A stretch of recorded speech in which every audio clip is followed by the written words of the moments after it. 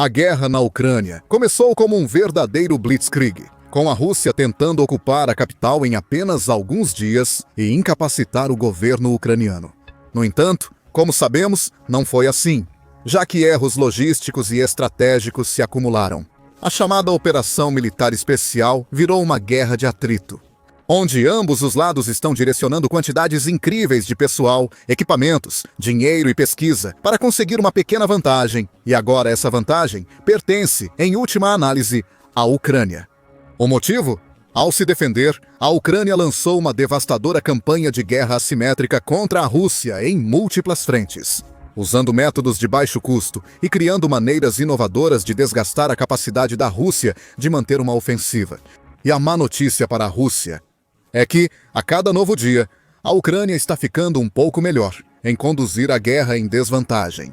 Vamos analisar como 3 anos e meio de invasão mudaram as táticas militares da Ucrânia e a geopolítica mundial, e as posturas sobre métodos de guerra assimétrica. Normalmente, teóricos militares se referem à guerra assimétrica como insurgentes com armas improvisadas enfrentando exércitos convencionais. Na guerra na Ucrânia, queríamos expandir essa definição, em vez de lutar com armas improvisadas por desespero. Mesmo com isso, a Ucrânia usa como arma a incapacidade da Rússia de recuar, mesmo com o progresso russo diminuindo nos últimos 2 anos. Ao falar de métodos baratos e eficazes na guerra moderna, é essencial citar os avanços da Ucrânia no uso de drones. Em 2025, drones ucranianos causavam 60 a 70% das perdas de equipamentos russos, segundo o Instituto Real de Serviços Unidos. Instituto Real de Serviços Unidos. Algumas estimativas apontam que esse número pode chegar a 80% até meados de 2025, segundo o The New York Times. Antes, guerras com drones nessa escala quase não existiam. Rússia e Ucrânia foram responsáveis por levar isso a esse patamar. Um dos pontos-chave do uso de drones, especialmente drones comerciais baratos e modificados, é a disparidade de custo entre o lançamento da ameaça e a sua neutralização. Sob a ótica da aquisição, drones tornaram-se uma das ferramentas militares mais comuns, reduzindo custos e ampliando a vantagem matemática. Drones First Person View essenciais para as forças táticas de ambos os países custam cerca de $400 a $500 cada.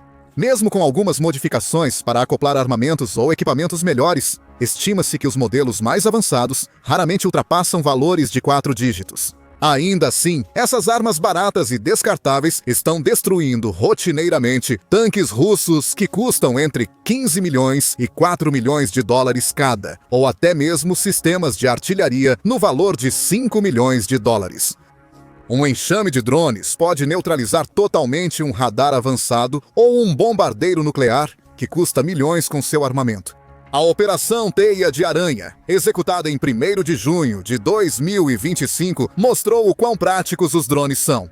A Ucrânia usou 117 drones First Person View para atacar 5 bases aéreas russas ao longo de 4.300 quilômetros. A operação destruiu ou danificou 41 aeronaves, incluindo os bombardeiros estratégicos Tu-95S e Tu-22M3. O custo para a Ucrânia variou de $1.000 a dólares dos Estados Unidos. Dólares dos Estados Unidos. 117 mil pelos drones e suporte, enquanto o prejuízo das aeronaves russas destruídas supera dólares dos Estados Unidos. Dólares dos Estados Unidos, 7 bilhões. Isso representa uma relação de troca de custos de aproximadamente $1.000 para dólares dos Estados Unidos. Dólares dos Estados Unidos, 58 mil. A cada dólar gasto pela Ucrânia, a Rússia perdeu dólares dos Estados Unidos. Dólares dos Estados Unidos, 58 mil em ativos estratégicos.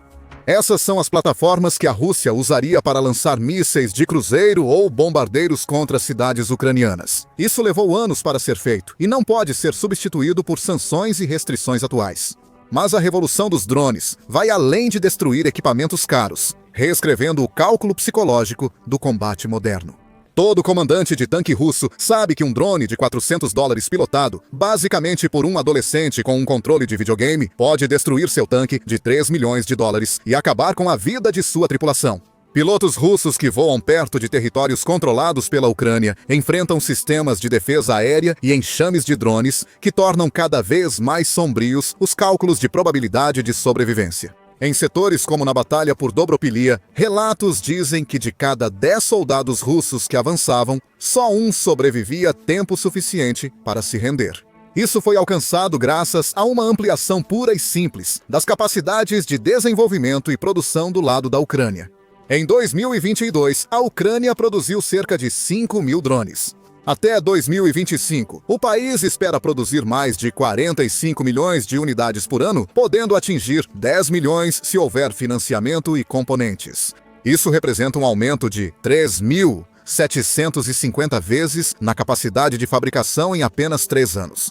Algo impossível nos sistemas tradicionais de defesa ocidentais, onde programas levam décadas para serem implementados. O segredo desse crescimento explosivo é o modelo de produção altamente descentralizado da Ucrânia.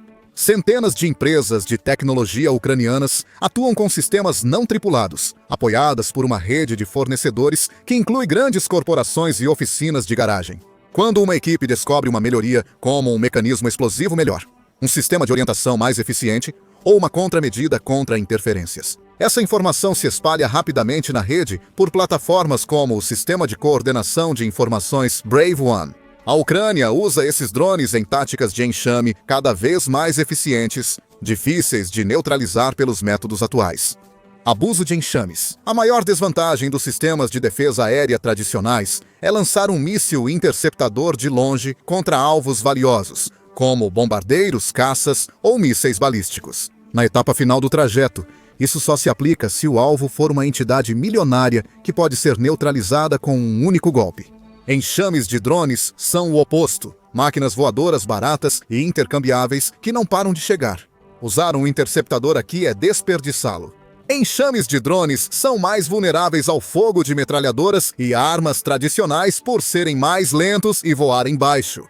Mas é aí que a vantagem numérica aparece novamente. Os primeiros podem ser destruídos por guerra eletrônica ou fogo antiaéreo. Se o quarto, quinto ou 10º drone acerta, é isso que importa, já que drones custam $400 e tanques, 4 milhões. Ao contrário, a Rússia atua com um complexo militar industrial centralizado e burocrático.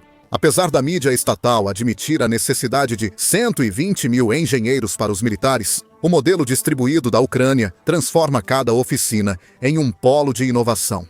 Drones ucranianos evoluem mais rápido que as contramedidas russas se adaptam. Eles desenvolvem drones guiados por fibra óptica resistentes a interferências, após estreia russa no campo de batalha. Sistemas com inteligência artificial possibilitam enxames que sobrecarregam defesas.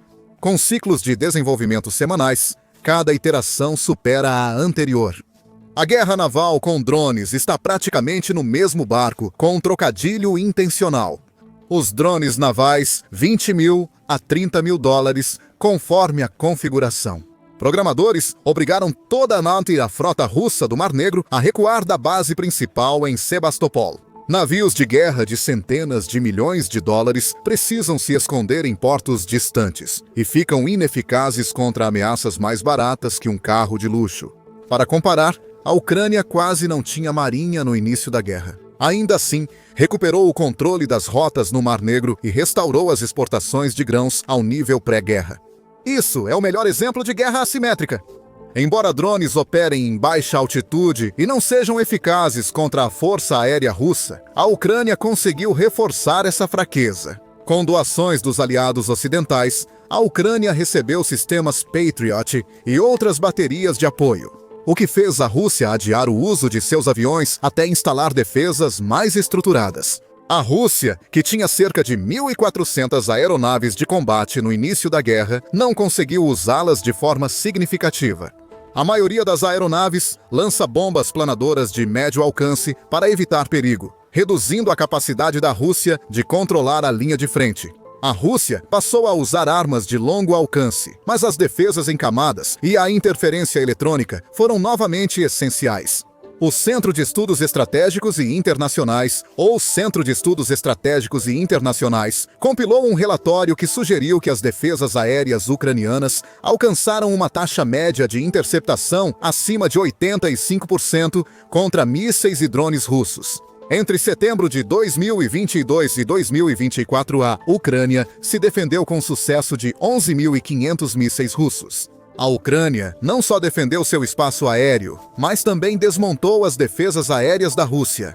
O grupo de inteligência de fonte aberta Oryx confirmou visualmente a destruição de pelo menos 17 lançadores S-403 radares e 3 veículos tratores desde o início da guerra. Cada S-400 custa cerca de 500 milhões de dólares e leva anos para ser reposto. A Ucrânia os destruiu com drones e mísseis muito mais baratos. A resposta da Rússia a essa crise está cada vez mais desesperada, errática ou até mesmo contraditória. Satélites flagraram bombardeiros russos Tu-95 em bases cobertos com pneus velhos como defesa improvisada contra drones. Quando isso não bastou, a Rússia passou a pintar suas aeronaves para tentar camuflá-las. Basicamente, admite que não consegue nem poupar pneus para proteger bombardeiros de 250 milhões de dólares. As táticas da Rússia passaram de defensivas para péssimas em apenas um ano, mostrando o quanto a estratégia da Ucrânia é eficaz. A dimensão da guerra de informação adiciona mais uma camada de assimetria. A Rússia controla grande aparato de mídia estatal, como RT Sputnik e TVs nacionais que atingem mais de 100 milhões de pessoas. A Ucrânia se destaca pela transparência nas redes sociais e pela credibilidade de ser vítima de agressão não provocada. No entanto, a Ucrânia está vencendo de forma decisiva. Em poucos dias após a invasão, as contas do governo ucraniano nas redes sociais, os discursos em vídeo do presidente Volodymyr Zelensky e o conteúdo espontâneo dos cidadãos ucranianos dominaram os canais de mídia globais. Imagens de fazendeiros ucranianos rebocando tanques russos capturados com tratores se tornaram símbolos virais de resistência assimétrica. Não eram campanhas de propaganda profissionais, mas sim registros da vida ucraniana na linha de frente e da engenhosidade do país ao se defender de um inimigo maior. As redes sociais celebraram, e a cada defesa, as comunidades ocidentais apoiavam mais a Ucrânia. Quando a Ucrânia obteve grandes vitórias sozinha, como a invasão de Kursk, em agosto de 2024, a OTAN viu que podia doar arsenais maiores, confiando que seriam bem utilizados. A Rússia tentou interromper a rede da Ucrânia, com relatos de mais de 10 mil ataques cibernéticos nos 2 primeiros anos da guerra. Ainda assim, os sistemas e a infraestrutura do governo ucraniano se mostraram notavelmente resilientes. O Instituto da Cyberpaz registrou ao menos 2.700 ataques cibernéticos contra agências civis russas por hackers ucranianos e aliados, enquanto os russos fizeram cerca de 575 ataques. A Rússia tem sofisticação e recursos. A Ucrânia possui motivação, apoio técnico ocidental e vantagem moral. A estratégia de guerra da informação da Ucrânia explora a assimetria ao expor falhas russas e ampliar o impacto psicológico e geopolítico dessas perdas. Ao detalhar ataques a depósitos, refinarias ou bases aéreas russas, autoridades ucranianas mostram aos russos que seu governo não consegue proteger ativos estratégicos dentro do próprio país. Cada ataque de longo alcance bem-sucedido atinge tanto a infraestrutura da Rússia quanto a guerra da informação. A campanha da Ucrânia contra alvos dentro da Rússia mostra como o país ampliou seus esforços e capacidades de ataques de longo alcance. Entre 2020 e 2 de junho de 2025, a Ucrânia lançou ataques contra pelo menos 300 alvos importantes dentro do território russo, incluindo depósitos de munição, refinarias de petróleo, fábricas químicas e bases estratégicas. O alcance operacional se expandiu de ataques nas fronteiras para centenas de milhas de distância. Drones ucranianos de longo alcance ainda estão em desenvolvimento. E se não forem eficazes? A Ucrânia já mostrou que consegue atacar com precisão a milhares de milhas de suas fronteiras. A Ucrânia tem tido sucesso ao enfraquecer a capacidade da Rússia de lucrar, especialmente com a venda de petróleo. Relatos indicam que drones ucranianos atingiram instalações responsáveis por cerca de 17% da capacidade de refino de petróleo da Rússia. A Reuters apontou que ataques a refinarias causaram queda de 17% nas receitas de petróleo e gás da Rússia. Entre março de 2024 e março de 2025, agravada por sanções ocidentais. Está claro que a Ucrânia sabe seu objetivo e busca tirar o máximo proveito. Além de tentar prejudicar economicamente a Rússia, a Ucrânia busca impedir que ela arme as forças que invadem Donbass e regiões próximas. Isso ocorre principalmente com ataques à infraestrutura militar, canais logísticos e linhas de suprimento. Como exemplo, o ataque em setembro de 2024 em Toropets destruiu um depósito com 30 mil toneladas de munição, incluindo suprimentos norte-coreanos recém-chegados. A explosão foi visível do espaço. A mensagem da Ucrânia aqui é clara. A distância não oferece proteção e os ativos militares russos estão vulneráveis em qualquer lugar. Essas capacidades assimétricas geram pressão econômica que lentamente esgota as opções ofensivas e defensivas da Rússia. O orçamento militar da Rússia para 2025 é de cerca de 142 bilhões de dólares, quase um terço dos gastos do governo, e 72% do produto interno bruto. Maior proporção de gastos militares desde a era soviética. A Rússia investe mais em militares do que em educação, saúde e programas sociais somados.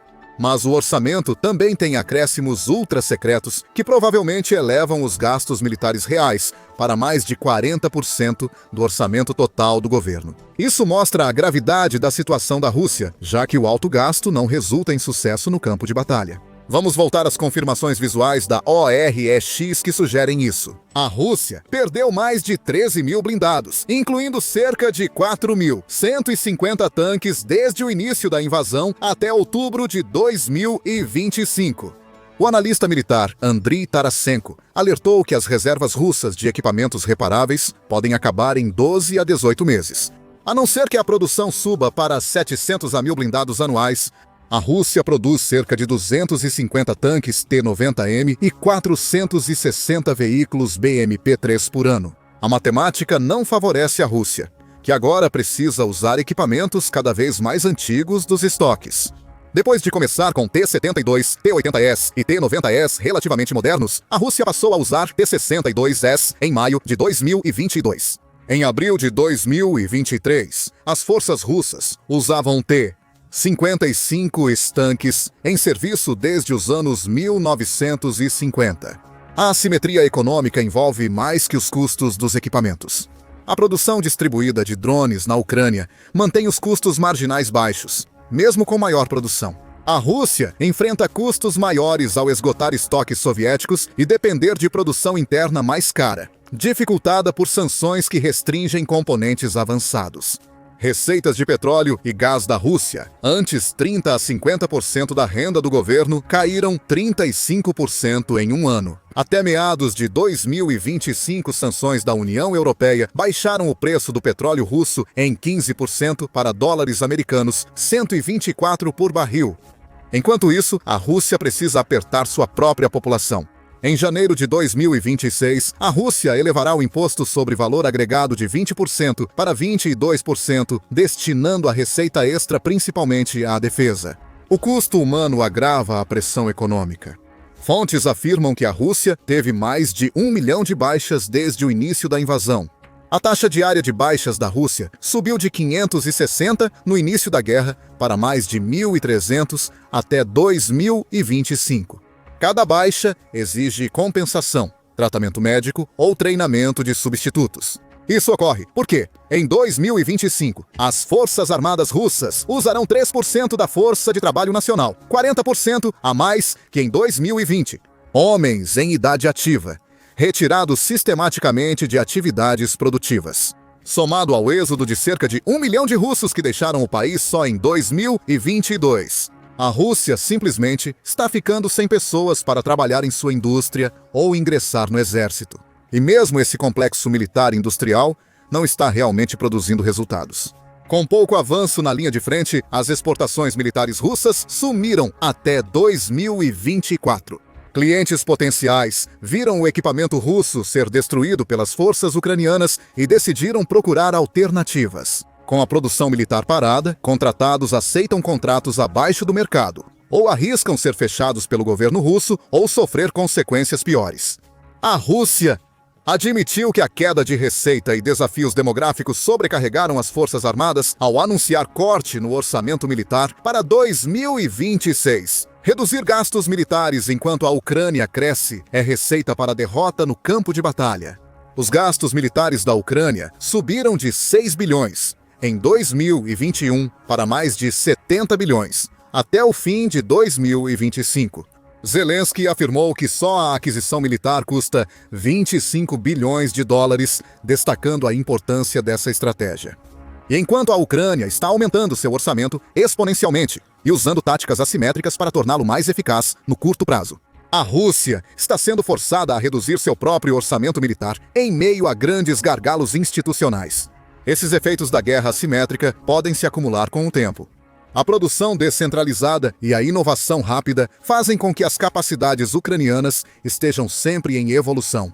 A Rússia, com sistema centralizado, corrupção e sanções, fica atrasada na adaptação. A guerra assimétrica muitas vezes falha, porque os guerrilheiros ficam sem recursos, equipamentos ou apoio. Para a Ucrânia, isso está longe de ser um problema. As doações da OTAN aumentaram gradualmente para incluir não apenas sistemas da era soviética e equipamentos reformados, mas também projetos experimentais criados especificamente para combater as capacidades da Rússia. O presidente russo, Vladimir Putin, enfrenta um dilema. Apostou sua legitimidade na vitória na Ucrânia. Admitir a derrota causaria crise política interna, mas manter a guerra consome recursos que a Rússia não tem desde o início. Assim, a economia russa entra em declínio terminal. Apenas financia o esforço de guerra de forma marginal e não consegue gerar crescimento em tempos de paz. Essencialmente, a Rússia está ameaçada pelas mesmas máquinas de guerra, que sugam cada centavo de dinheiro sem oferecer nada em troca. Quando a população russa atingir seu limite, talvez ocorram revoluções, como as que derrubaram regimes anteriores no território. A Rússia só pode aceitar a derrota antes que o custo piore ainda mais. Como Putin investiu politicamente na vitória, é provável que a Rússia continue arcando com os custos até a máquina de guerra colapsar. Quando isso ocorrer, o mundo estudará por décadas a revolução da guerra assimétrica da Ucrânia, marcada pela inovação distribuída e custo-benefício superando o poder militar convencional e mudando a guerra para sempre. Obrigado por assistir. Veja nossa análise sobre como a Ucrânia revoluciona a guerra moderna com avanços no orçamento militar via doações. Para acompanhar o progresso da guerra e eventos geopolíticos, inscreva-se no The Military Show para vídeos diários.